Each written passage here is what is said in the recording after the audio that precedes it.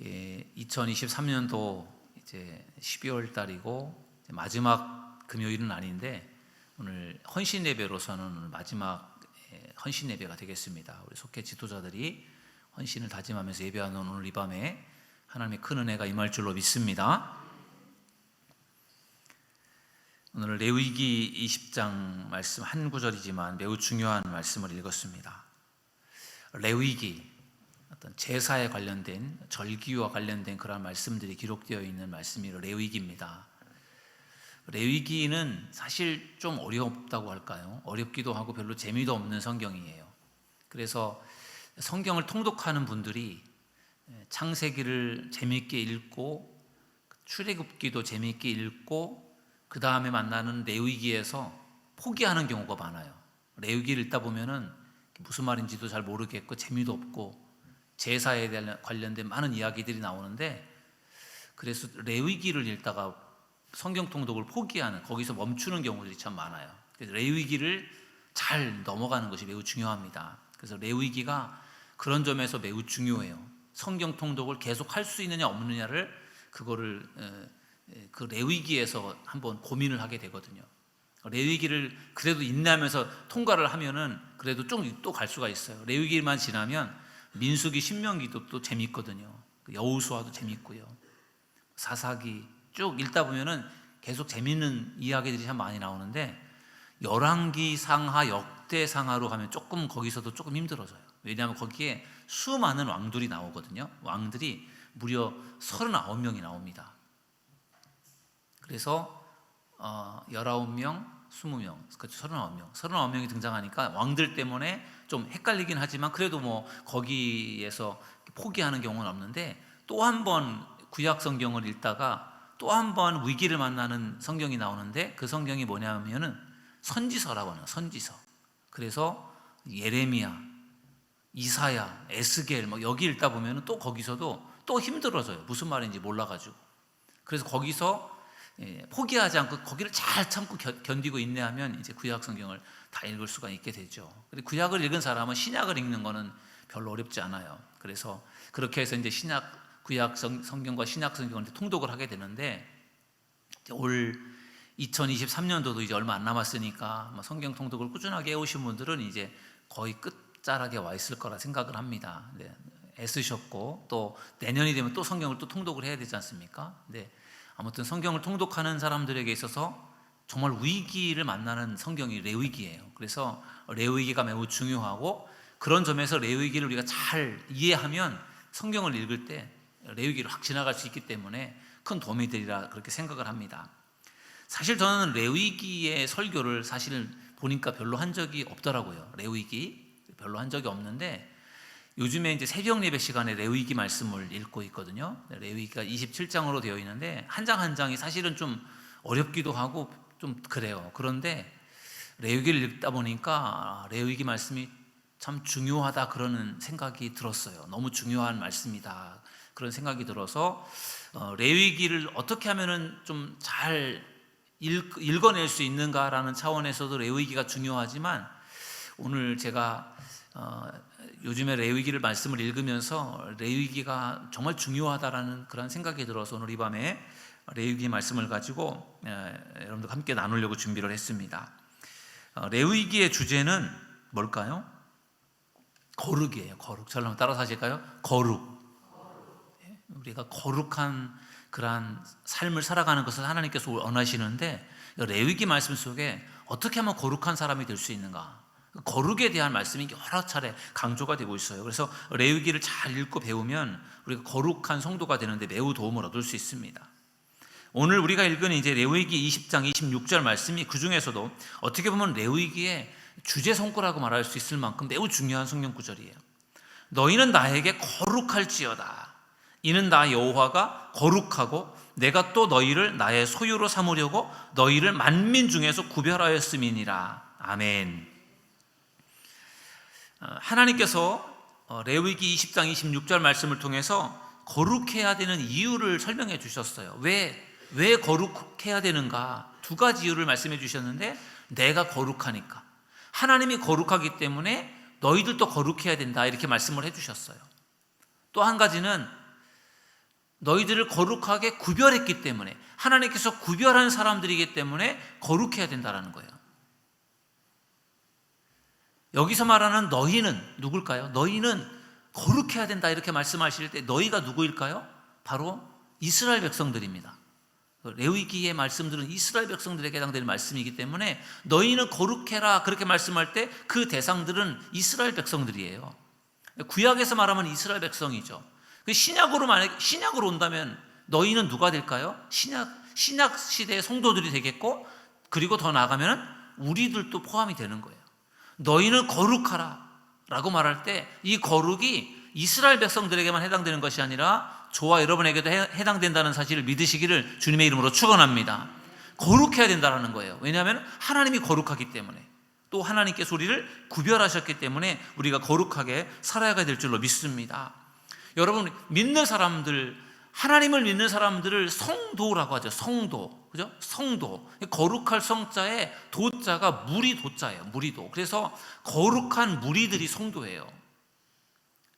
우리 교인들, 믿음의 사람들의 이름 속에 거룩이라고 하는 그 단어가 들어있어요. 여러분, 우리가 다 성도들인데 우리가 거룩한 성도들이 될 수 있기를 주님의 이름으로 축원합니다.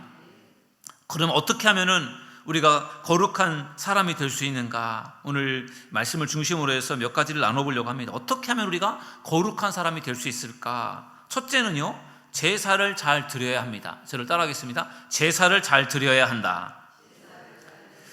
레위기 말씀은 제사에 관련된 말씀을 수록하고 있거든요. 그래서 레위기에 보면은 제사의 5가지 종류가 소개가 됩니다. 그래서 제일 처음에 번제라고 하면은 불로 제물을 태워서 불로 태운 그 연기를 하나님께 올려드리는 게 번제예요.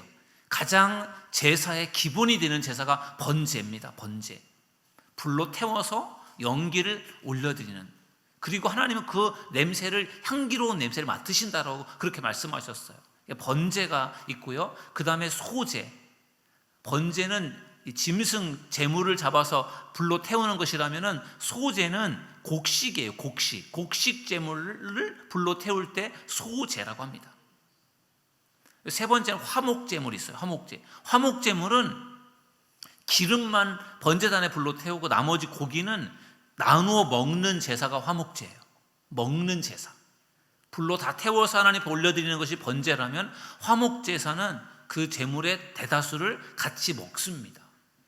어떻게 보면 서로의 화목을 위해서, 관계 회복을 위해서 먹는 거예요. 하나님과의 관계, 또 사람들과의 관계 때문에 그 음식을 먹는 거죠. 그 다음에 네 번째 제사는 속죄제라고 해서요, 죄를 속하는 제사예요. 당시에 많은 이스라엘 백성들이 속죄제를 드렸어요.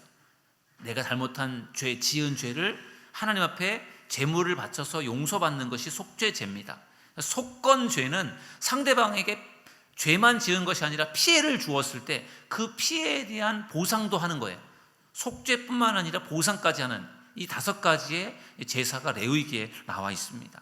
그래서 이 5가지의 제사가 다 달라요. 목적이 다 달라요. 그리고 그 제사를 드릴 때 그 제사를 하나님께서 받으시는 것이고, 또 제사하는 사람은 그 제사를 드리면서 하나님이 주시는 은혜와 복을 누리게 되는 것입니다.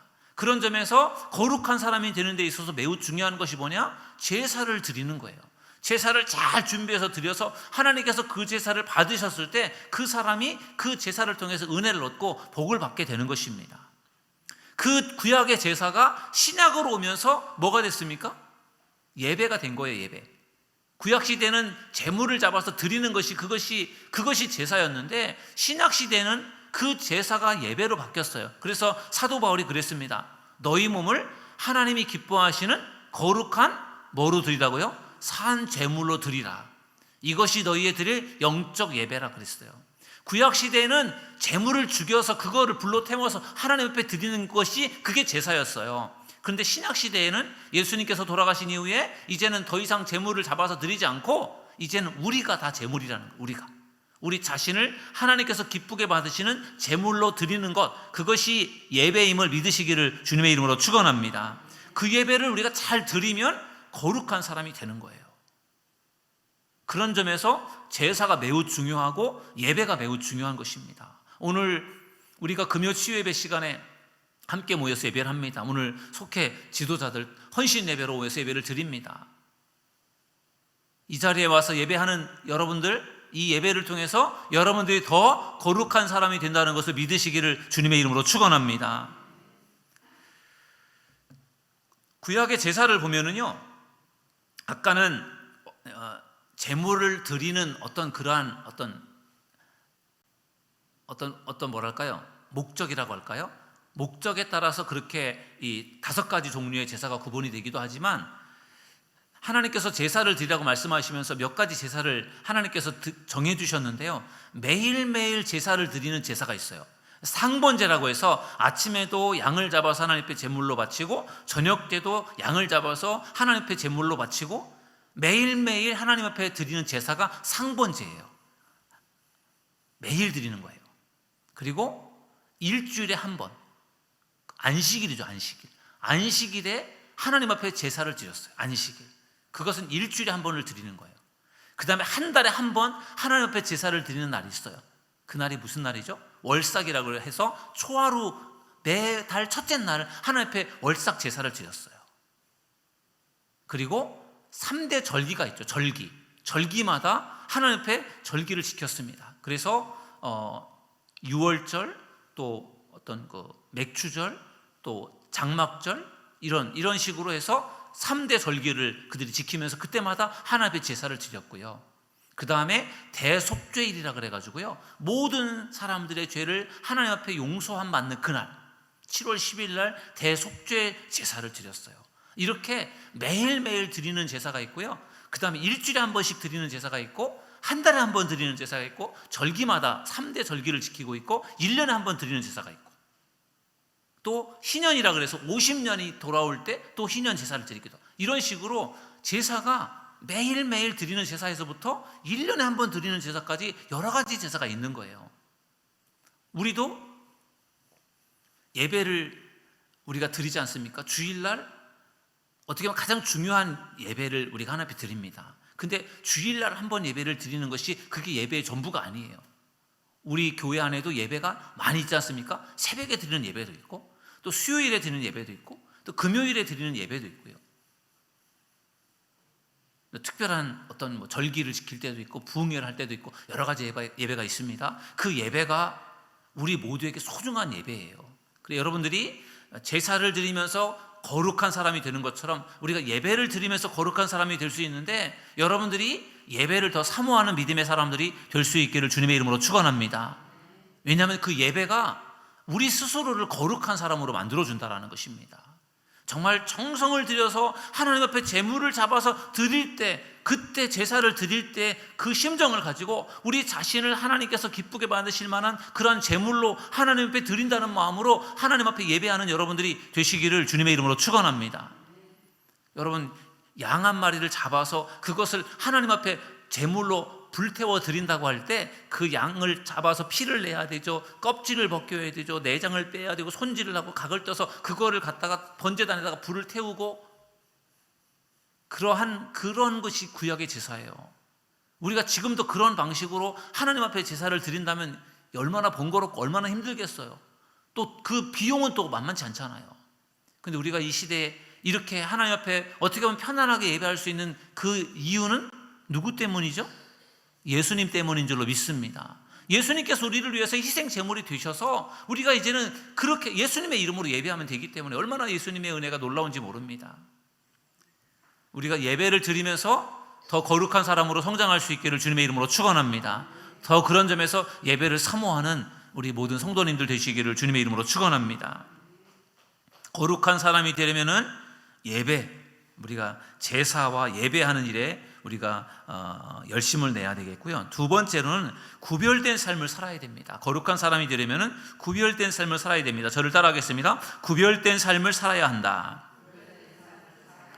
예배를 열심히 드리는 것 매우 중요한 일인데, 예배만 열심히 드린다고 다 되는 것이 아니죠. 우리는 예배를 드리고 나서 우리의 세상 속에서 우리들의 삶을 살아가야 됩니다. 가정에서, 또 일터에서, 또 사람들과의 관계 속에서 살아갈 때 우리가 더 구별된 삶을 살아야 된다는 거죠.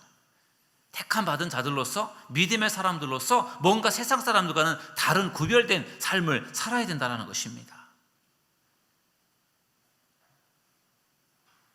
그런 점에서 우리가 구별된 삶을 살아가는 그러한 사람이 되기 위해서요, 영적 습관, 거룩한 영적 습관을 만드는 것이 매우 중요해요.